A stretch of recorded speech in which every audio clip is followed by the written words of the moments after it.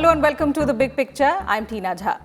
Ahead of the rollout of coronavirus vaccine on the 16th of January, Prime Minister Narendra Modi interacted with chief ministers of all states to discuss the COVID-19 situation and, of course, the vaccination rollout in the country. It was the first meeting between the Prime Minister and the chief ministers after the Drug Controller General of India gave restricted emergency use approval to two vaccines, Oxford AstraZeneca's vaccine, which is called Covishield in India, being manufactured by the Serum Institute, and Bharat Biotech's Covaxin. Prime Minister Modi said India is entering a decisive phase of vaccination in the fight against COVID-19, asserting that the two approved Made in India COVID-19 vaccines are more cost-effective than any other in the world and have been developed as per the country's needs. In fact, he also announced that in the first phase, the cost of vaccination for the 3 crore healthcare workers and frontline workers would be borne by the central government. On this edition of the Big Picture, we will analyze the significant points made by the Prime Minister as we get ready for the world's largest inoculation drive and the vaccine preparedness across the country. Joining me on the program are Dr. Raman R. Gangakhedkar, Dr. C.G. Pandit, National Chair, ICMR, Urvashi Prasad, Public Policy Specialist, Niti Aayog, and Dr. Puneet Mishra, Co-Investigator, Covaxin, at the All India Institute of Medical Sciences, New Delhi. Thank you to all my guests for joining me on the Big Picture today. Urvashi Prasad, let me begin the program with you. Your response to the significant points made by the Prime Minister in this crucial meet with the Chief Ministers ahead of the vaccine rollout. So I think the Prime Minister has, he sort of emphasized and went over some of the key preparatory aspects that have been undertaken. Of course, the government has spent a lot of time in preparing for this vaccine rollout prior to the approval that we got, both in terms of the physical infrastructure, the cold chain, as well as the human resource. So training of trainers has been carried out, and the digital aspect, which is something the Prime Minister did emphasize, the CoWIN application and the ability to register yourself there, to generate digital certificates, etc. Technology, as we know, has played a big role throughout this pandemic management in India, and is expected to do so even during this vaccination drive. And I think one of the other important aspects of what he's emphasized, apart from, of course, the various preparatory aspects, is also the community participation, the Jan Bhagidari that he's spoken about, because any effort like this cannot be carried out by the health system alone. There are going to be a number of stakeholders who will be involved within the health system, of course, but also outside. And people themselves, communities themselves will have a very big role to play, especially in, when we have situations where there can be some vaccine hesitancy or there can be some myths or misconceptions. So the communities themselves will also have, people themselves will also have a very important role to play. And I think this is something that he's also been emphasizing from the outset. Yes, of course. Vaccine hesitancy is something that could be one of the potential challenges going forward. But we'll talk about that later on in the program as well. First, looking at the positive aspects of the vaccine rollout that we are set to launch this week. Dr. Gangakhedkar, let me come to you. So as we get ready for the vaccine rollout, the Prime Minister himself has sought to quell all the apprehensions regarding the two vaccines that have been approved in the country in terms of both efficacy and also affordability. So can we now begin to be hopeful that the pandemic is under control, will now be under control? Prime Minister has given what he feels as one of the advice to people. Yes. But one of the things which is essential, if we want to overcome this outbreak, we have to ensure that we will continue to follow COVID appropriate behavior, and we would also add one more weapon in our armamentarium of taking vaccine in a sequence. Now, even if it is a prioritized population, perhaps it's also going to be rolled out subsequently to other populations. But the issue is people have to take the vaccine, people have to spread the word as to how this vaccine could be effective, how there are no side effects that are associated with it. And only then, if they bring more and more people to take the vaccine, only then perhaps we will be able to have a high level of protection that would be generated through these vaccines and the protective COVID appropriate behavior that we would follow. And only then, perhaps over a period of time, that we would be able to see that the disease is eliminated. Okay. Dr. Puneet Mishra, so we've been undergoing massive preparations for the rollout. There have been 3 rounds of dry run as well. The states have been making different sorts of arrangements in their respective areas as well in order to conduct a smooth and effective drive. What are the weak areas that have been identified during these mock drills, and what is being done to actually ensure that they don't hamper the rollout going forward?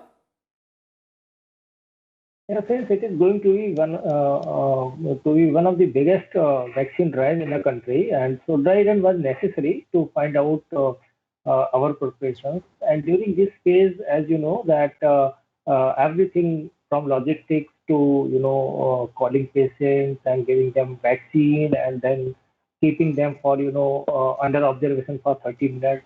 So everything was tested at certain places where there were certain lacunae, like at few places there was some problem with the electricity, or there is some problem how to use a COVID platform or how to keep the patients or these participants for 30 minutes.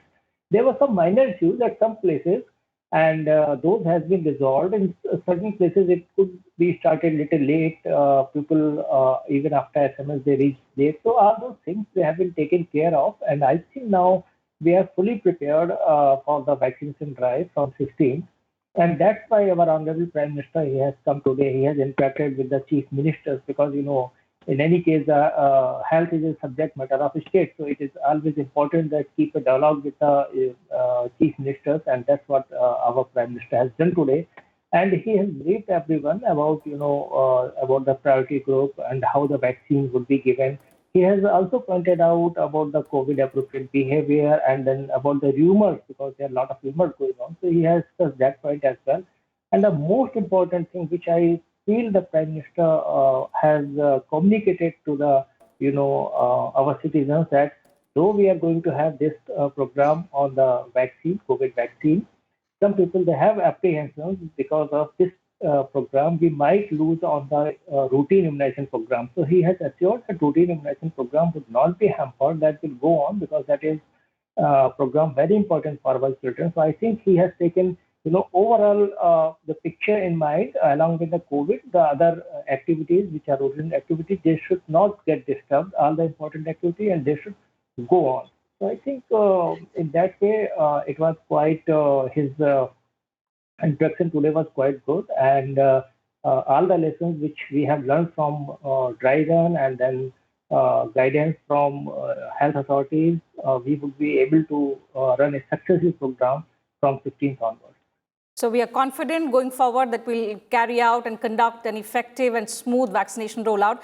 Mr. Mishra, one more question before I go ahead on the potential challenges that we could face. That vaccinators have been trained effectively to carry out the inoculation program. But considering that of the 2 vaccines, one of them is a live vaccine and the other is an inactivated vaccine, what are the kind of guidelines that need to be followed by the vaccinators?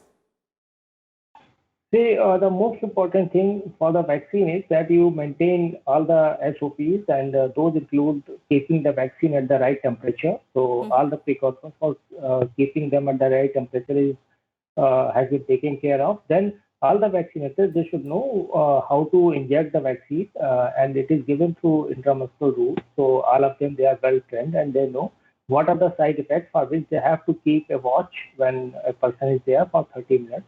So all the trainings has been given in phase 1 and phase 2 trial. These 2 vaccines, they have been found quite safe.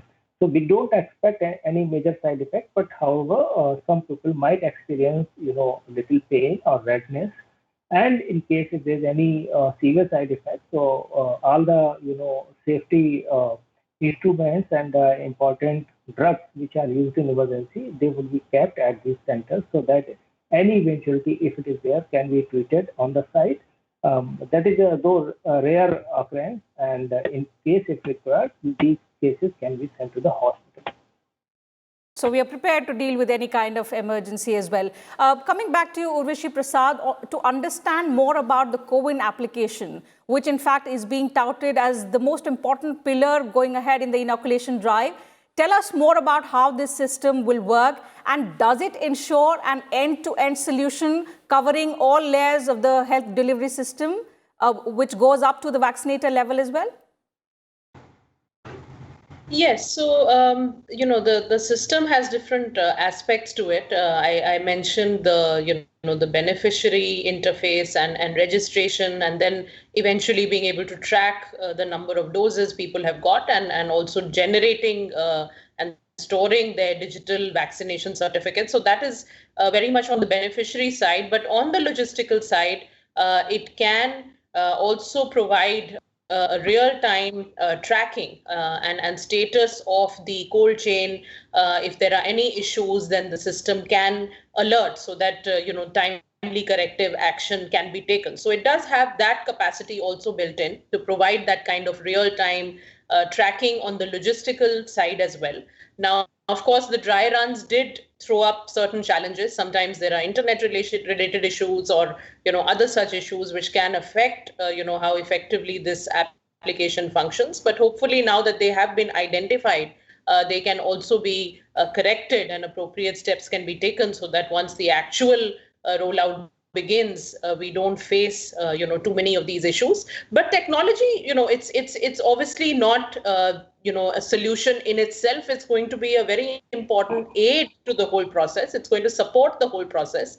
Of course, it cannot take away from the actual work that everybody involved, the human resources, people involved will need to do, but it can certainly be a very important aid to them, and it can certainly provide them with the relevant updates, the real-time updates, and as well as, of course, at the beneficiary end, it can streamline the process a lot, because we will have eventually large numbers of people who will be registering for this, who will need to be tracked in terms of how many doses they've had, and so on and so forth. So definitely a digital system, a technology-enabled system can make all of that much simpler.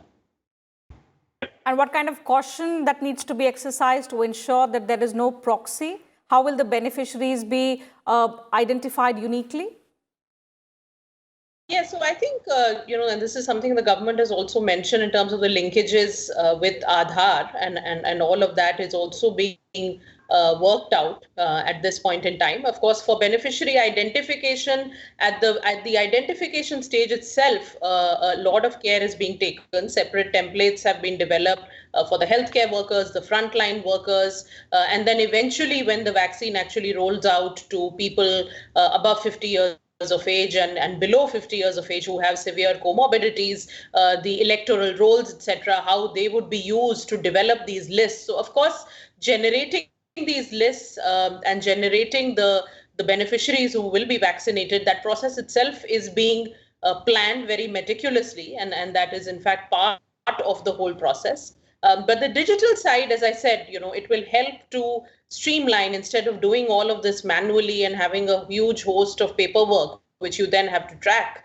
And as I said, track across multiple doses, because this would, be 2 doses for every beneficiary. So I think that is going to aid all of that very much. But yes, Aadhaar will also be built into it to sort of enable that identification and verification process. But as I said, it doesn't replace, a lot of the other checks and balances that will remain in the system.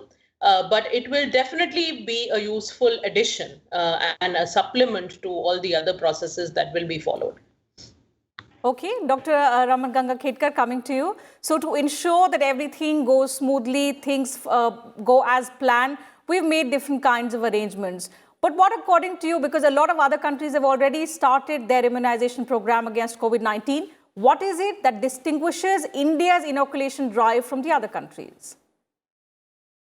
No, one of the most important things is the rest of the countries do not have so much of experience in a large immunization program. Yes. We have perhaps the largest network, which we have been using for childhood immunization. It really is not something which is likely to pose a challenge when it comes to adult vaccination from program perspective. The second issue that is likely to be a little different is in India, we tend to provide these vaccines free of cost and also have a system in place where the adverse events are noted, they are reviewed at different levels, and they are acted upon. So these kinds of systems do not exist in the world. Vaccine that you have to take, you have to pocket, you have to go to a place, and you don't have anything to do with a healthcare system as governmental health, a health service of vaccination. What is also important for us to understand is though the load tends to appear to be high, if you look at the numbers which the Prime Minister alluded to, in terms are so huge that we don't expect that there would be issues in rolling out in different parts of the limited manpower. If your access is going to be low, then you may have to prioritize by geographies as well. But that issue may not come up in India, which perhaps could be a major bottleneck for the Western nations because they don't have such a wide public health infrastructure. So which essentially mean that we will be able to cover the identified population groups across within the time that we set in, rather than in other places where perhaps they will have to ensure coverage by sending special teams or creating special facilities. Otherwise, the people who require it will have to travel somewhere else too far a place. So essentially, we have done the best possible way. The only issue that I keep on emphasizing, we have the best health system. We have people, we have laid a very good ground on health infrastructure. We have taken care of every possible thing that could exist. But now it is for the people to decide that they have to come forward and accept this. And that's the reason why Prime Minister is repeatedly talking in terms of Jan Bhagidari in one or the other talks every time. If we do that, then we will be in the best possible position to take care of this outbreak. Certainly. So although we are hopeful that the drive will go on smoothly, are there any potential roadblocks that you see learning from the past going forward to the COVID-19 vaccination drive, sir? One roadblock which I by and large always see is, since we are going to tackle the healthcare workers group for the first time, if they have vaccine hesitancy, that would be one of the most difficult things to handle because it could have a cascade effect over the other population because they are the ones who are going to give their opinion to the other population. Yes. And therefore, I would request the healthcare workers also at the same time that you need to weigh the options. There is nothing which is going to be completely beneficial and there are no risks. There are risks. They will always be there. But if the frequency of occurrence of such events is low, I think we have no option but to go ahead with these vaccines. If you come forward, you will be role model for the community. If you do it by yourself, you will feel happy that you have managed to convince such a large number of people who look at you in terms of what you would do and then follow you. So that is going to be a major challenge, and for which I'm sure the government would have opinion leaders from the healthcare workers group, which will stand up and try to convince others, because this is one of the group which tends to be resisting any kind of a change that tends to come in because they think they have understood everything about health and they would take the right kind of decision. Yes. I think it is important to recognize that the uncertainty that they feel about a side effect that could occur is perhaps far lower than the uncertainty that they face constantly while they are working to acquire COVID-19 and then face the complications that could arise out of it. Urvashi Prasad, so what is going to be the government strategy to deal with vaccine hesitancy and also to check the rumors and the misinformation going forward? Yes, so absolutely. I think the strategy that the government has been looking at is very much a segmented one, because we're going to be dealing with different segments in stages as we move forward with vaccination. So first, as we know, it is the healthcare workers, the frontline workers, and in this group, definitely, certain opinion leaders, influential voices coming forward. And encouraging and promoting this vaccination and really making this statement of the benefits outweighing the risks. There's always going to be both sides, but very much for this group, which is constantly exposed to high levels of this infection, definitely the benefits would outweigh the risks. So I think that group would have a slightly different strategy. Then as we move into the population, where we're going to be dealing with senior citizens, we're going to be dealing with people with comorbidities, there would be specific strategies there as well. And of course, a lot of these will be developed at the local levels. We're working not just with the states, but in fact at the district level, because ultimately a lot of these strategies, the implementation has to be decentralized at the district level.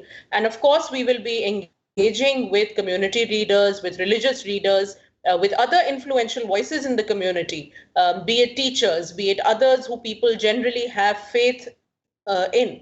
So we will definitely be partnering, and that is why the message of community partnership going out from the Prime Minister. So this will happen in a segmented way, it will happen in a decentralized way, but it will be a very, very key aspect of the overall vaccine rollout strategy of the government. Okay. Coming to you on the challenges, Dr. Mishra, one big concern among people today is on the ambiguous nature of the SARS-CoV-2, which I'm sure will also be a fundamental challenge for the medical fraternity, because if the virus continues to mutate and much more severe strains continue to be reported from different countries, that could be a big concern?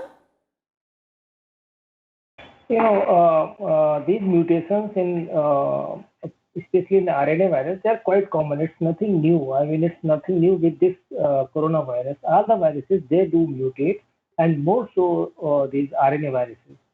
But the thing is, if there's a very big mutation, only then there can be, certain challenges.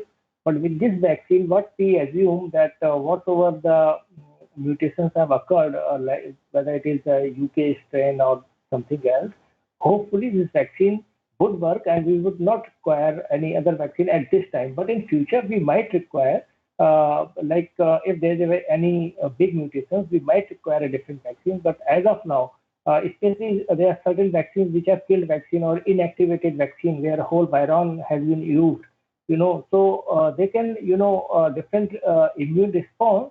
The mutations, they are on the surface protein, and that too, I mean, not so big that the vaccine currently being developed, they become ineffective. So I don't think it is a big challenge, but yes, we have to keep a vigil, because in future we don't know if there are any big mutations, we might need vaccines.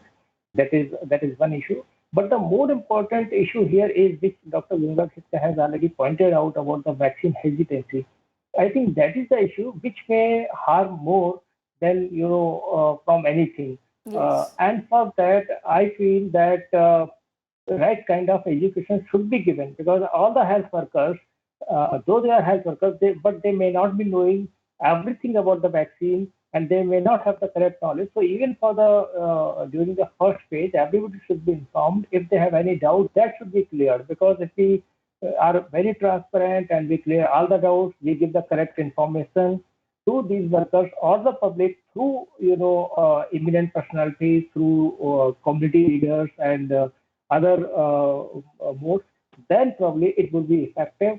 Because different surveys, they say yes, there's some percentage of people, they have certain questions, they have some kind of hesitancy, and that is more important to deal with at this moment, because we are going to enroll the participants and going to start the vaccination from 16 January. So we have very little time left, and this time should also be utilized to remove all the doubts and make people aware that this vaccine is important, and more so in the healthcare workers, and only then it would be a successful Yes, adequate measures need to be taken at different levels by different governments to ensure that people come forward and get vaccinated. One final question from you, Dr. Ganga Kedkar. Each vaccine vial with 10 doses is to be used within 4 hours of opening. Now, could this lead to high chances of wastage of vaccines? And if yes, how to check vaccine wastage? No, it is unlikely to lead to high wastage as such. The reason is you are going to give them appointments. So they will come at a given point in time. So when you want to open these vials, you would check whether you have 10 people who are already going to come or already there, and then only open that. Vaccine wastage is always measured through special surveys in the program prior. But given the fact that this is one vaccine where you don't have to look more at the inclusion criteria, no, more of all those who have been listed are going to take this vaccine, you won't have a problem that you have to determine whether the person is fit to receive a vaccine at that point in time. And it does not, everybody is vulnerable in those priority groups. So anybody who comes, if they are supposed to receive the vaccine, as long as I have an ability to check that 10 people have come, vaccine wastage should be lower. All right. So with that remark, I'll have to call it a wrap on this edition of The Big Picture. As we get ready for the world's largest vaccination rollout against COVID-19, there are several things that have to be kept in mind, as pointed out by our panelists. People have to get rid of vaccine hesitancy, trust both the vaccines that have been approved for emergency use in our country, because as the Prime Minister said, in terms of efficacy, they have been developed keeping the country's needs in mind, and also in terms of affordability, they're going to be cost effective. The first 3 crore people, which include the frontline warriors and the healthcare workers, will be vaccinated. The cost will be borne by the central government, and going ahead, the price will be decided in the months to come. Thank you to all our panelists for joining us on the show today and putting things into perspective for us and our viewers. So that's it from us on the program today. You can also watch our program on YouTube and send us your feedback and suggestions as well. Thank you very much for your time.